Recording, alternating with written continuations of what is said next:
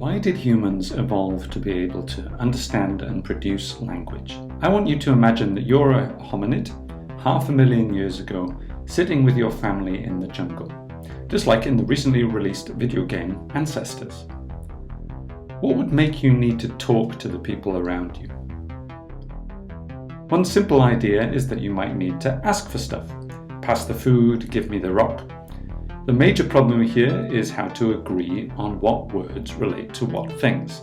This is harder than it sounds. For example, let's say that we're looking at this scene, and I point and say Gavagai. What does that mean? Does it mean the rabbit or just animal?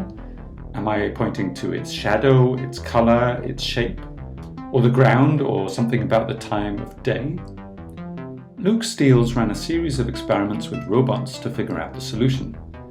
These robots start with no knowledge of language, but they do know how to play a little game. Robot A points at a colored block and produces a new word. Robot B tries to work out which block Robot A was pointing at, and also points at it. If Robot B looks like they got it right, then Robot A nods, and Robot B adds the new word to their vocabulary. At first, they can't really get around the Gavagai problem, but by repeating the game many times in different circumstances, their uncertainty goes down and they start to communicate well. So it at least seems possible that language could have evolved for requesting objects, maybe food or tools, or warning about prey or predators, or even for building shelters. Surely you need language to build a shelter together. Well, we could test that. With my collaborator Liz Irvin, we ran a similar experiment, but this time with humans. We got two people to play Minecraft together and asked them to build a house. One of them had a set of blocks and the other one had the plans, so they needed to communicate to complete the task. But they weren't allowed to speak to each other. Instead, they had two options for communicating. They could point by facing a certain direction and jumping up and down, and they could tap on the table. An efficient solution would be to use Morse code-like tapping to invent a little language to refer to the different types of block, just like the robots did. So let's watch what they do. Here we're looking out of the eyes of one of the players, and they can see their partner running around. The partner gets their attention and draws them to one part where they want to place a block. That's not the right block though. Maybe it's in the wrong place. No, that's not it either. Maybe it was here. At this point, the other participant uses a new strategy. They go over and they point to one of the white blocks. The current participant understands now and places a white block in the right place, and the other participant nods. And they carry on like this in a sort of trial and error fashion. To our surprise, none of the participants invented a language.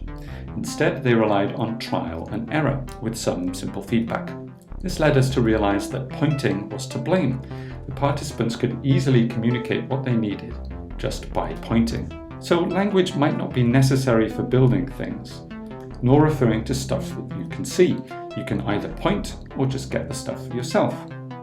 So what other situations might have required something more than just pointing? One answer might be cases where you want to talk about things that are far away in space or time. It's harder to point to those, and there are several ideas about what this situation might have been. For example, some theories are based on needing to communicate about how to navigate to different places. This would require naming landmarks, some abstract concepts for directions, and some basic syntax to string everything together. Other theories involve group hunting. Bringing down a large prey requires teamwork and planning. One group might flush out the prey and another wait in ambush. Try coordinating that without language. A theory by Terence Toomey suggests that fire had a large part to play. Surprisingly, it seems like humans were using fire before they could actually create it. They relied on obtaining fire from natural sources like lightning strikes, and then worked around the clock to keep it burning. Maintaining the fire would have required someone to tend it, someone to fetch the fuel, and someone to decide who was going to do what. These theories rely on cooperation within the group. But other theories suggest that language could have been helpful for creating that cooperation in the first place. For example, language might be useful for transmitting knowledge through teaching. Corey Starder ran an experiment teaching people to create stone tools. She had 3 conditions. One was just a video for passive learning, one where she actively taught people but without speaking, and another where she taught people while speaking. The results were much better with language, supporting the idea that it would have been useful for transmitting complex skills. Another idea involves storytelling. Various researchers suggest that telling stories would be an important part of communicating group values and warnings. All of these ideas suggest that language solved some kind of problem. But other theories suggest that parts of language evolved simply as a byproduct of other abilities. Several researchers, including Darwin, suggest that syntax evolved from musical abilities.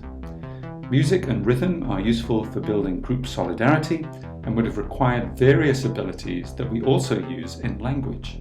Similarly, creating tools require us to combine a series of physical movements in hierarchical steps.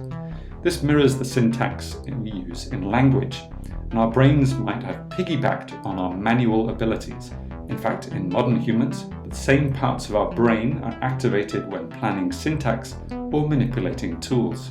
So here are a load of ideas about what might have created the conditions for language to evolve. But are any of them plausible?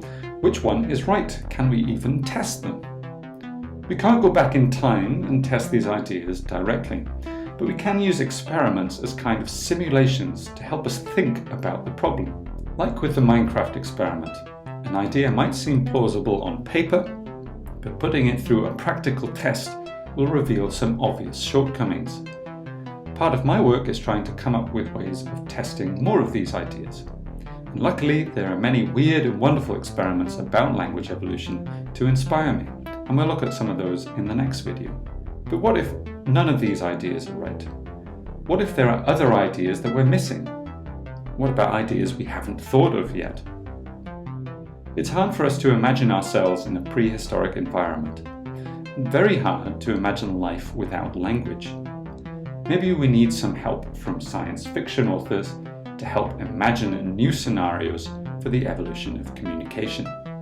And that's where you come in. We're running a short story competition on the theme of language evolution. You can enter your story on how you think language evolved. Who knows, your idea might inspire the next big theory.